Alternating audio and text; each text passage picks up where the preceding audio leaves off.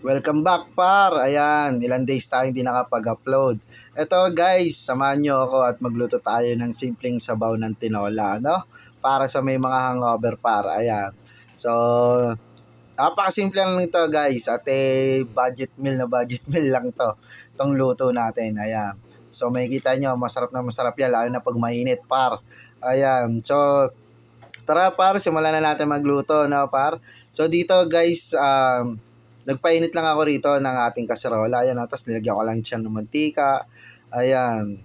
So pagkatapos nga niyan, pagka uminit na yung ating ayan, kaserola, kung makikita nyo, ayan, nag-uusok-usok na. So lilalagay ko na rito yung ating sibuyas muna. Sibuyas muna inuna ko rito At dito hindi ko na pinakita dito paano hiwain yung mga ating ricado, no? So kahit ano namang hiwayan di ba? So pagkatapos dito sinunod ko na tong ating bawang, ayan. So, syempre, manok to kaya kailangan natin lagyan din to ng luya, ayan, no? So, madali ang luto na to ayan, kasi nga, syempre, pangtanggal hangover din yan ayan. So, masarap lang na, yan, na mainit na sabaw, no? Pagkatapos nga niyang ayan, yung itong hiniwang ating manok, ayan guys, so ilalagay na natin yan. So dito, kahit anong hiwa ng manok na gusto nyo pwedeng maliliit yung o kaya pwede yan malalaking hiwa. Ayan, nakadepende na yan sa inyo di ba? Tapos dito, gigisahin nyo nga lang ito yan, gigisahin nyo lang yung ating manok hanggang sa maging brown na siya guys, di ba? So halo-haluin nyo lang hanggang maging brown siya, yung magigisang-gisa talaga siya Ayan. Ayan ayan na nga, pagka medyo nagbabrown na siya yung ating manok, ayan. So lalagyan na natin to ng tubig guys, ayan. Ayan, malinis sa tubig guys, no? So nakadepende na yan kung gaano kadami ang ilalagay nyo na tubig. Ayan, so ayan yung magiging sabaw natin no? At habang pakukuluan natin to guys, yan. So, tatakpan muna natin yan, guys. Hanggang sa kumulo. Ito nga, at pagkakumulo na yung ating, ayan, tubig o yung sabaw ng ating tinola, Ayan. So, titimplahan na natin to, Ayan. So, naglagay ako rito ng paminta, no? Ayan. So, konting paminta lang. Depende. Pwede nyo rin damihan yung di ba? So, tapos, ito, isang patis. Siguro mga 3 kutsara to, Ayan. Ito. Okay na yung mga ganyan para mamaya ay mag-a-adjust na lang kayo, no? Hindi baling kulang kaysa sumobra. Ayan, tapos naglagay din ako rito ng bechin, ayan. Tapos asin, ayan. So, okay na. Tapos, naglagay din ako dito ng isang Knorr cube chicken para mas lalong lumasa yung ating tinola. Ayan, so tinolang manok yan, di ba? Tapos, ayan, haluin nyo lang ng bagya, At isusunod na natin dito para ilalagay natin yung ating sayote. Ayan. So, isang sayote lang to Ayan, no? Ayos na yan. So, pandagdag lang ng yan. Ricado, no? So, tatakpan lang natin to hanggang sa kumulo Ayan. So, syempre, tingnan nyo yung ating sayote. Huwag naman yung ma-overcook sa lambot. Ayan.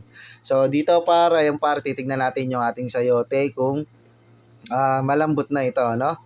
Ayan. So, tutusukan lang natin yan ng tinidor. Ayan, ayan, ganyan lang siya, Ayan. So, dito, guys, medyo malambot na to. Ayan. And then, titikman natin tong sabaw. Ayan. So, kung nabibiting kayo sa lasa, pwede kayo maglagay ng patis pa ulit. Patis o asin, Ayan. Depende yan sa inyo, kung ano yung gusto nyong ilalaglag na pandagdag. Ayan. At kung sa akin, okay na yung panlasa ko, And then, eto na ayan, lalagay na natin yung ating hinimay na malunggay ayan. So, hindi naman kailangan dito na maraming malunggay, no? Kahit mga ilang piraso lang, pandagdag, itsura ng pampaganda ng ating Pero mas maganda mas maraming gulay para mas masustansya, no? Meron na tayong sayote at meron tayong malunggay, ayan. So, ganyan lang siya at pakukulay lang natin ito ng bahagya, no? Bagyang-bagya lang ayan, tatakpan muna natin yan. At pag kumulo na ng matindi, ayan, isang kulong matindi ayos na yan. Ayan. So, ito na nga ayan, di ba? Kung makikita nyo ito na yung ating pinakuluan, di ba? So, bagay na bagay ito, lalo pag may hangover ka Lalo na kung may sili to, ayan, di ba? Medyo manghang siya. So, masarap na higupin yung di ba? Ito na yan, at ito na yung ating finished product natin na niluto natin, na tinolang manok. na may malunggay at sayote. Ayan, para kung ikaw may mga hangover, ay di masarap na higupin to par. Ayan. 'Di ba? So, ganyan lang kasimple parang pagluluto natin ng tinola par. Ayan. So, dito par, kung nakaabot ka sa video na to, dito sa part ng video na to par, ayan, makikilike naman ng aking videos par. At kung hindi ka pa nakapag-follow and subscribe par ng aking channel, ayan, so click mo na ang notification bell par. And then par, yung sa mga sumusuporta sa atin dyan, ayan, yung patuloy na nanonood sa atin par, at maraming salamat at hindi kayo nagsasawa par. Ayan. So ayun na nga par, paki-like ng aking video and comment ka na rin par kung taga saan ka par, para alam ko kung hanggang saan umabot itong ating simpleng luto, 'di ba, no? So ayun guys, at pa-share na rin par ng aking videos par. So hanggang dito na lang, hanggang sa muli par, at ingat kayo palagi. God bless. Ayan, more videos pa tayo par.